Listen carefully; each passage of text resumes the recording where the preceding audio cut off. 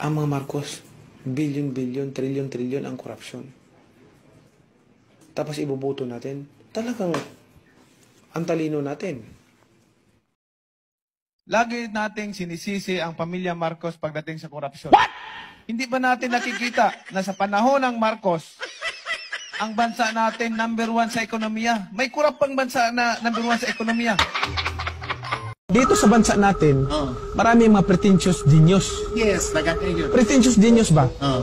Akala mo, kaya naghahirap-hirap ang nagkawindang-windang itong bansa natin because there's so many pretentious genius na akala nila matalino na sila. Yes. Kung ikay akong bapilion, diya sa Senado, ikaw maoy kinabrightan sa tanang bugo or ikay kinabuguan sa tanang bright?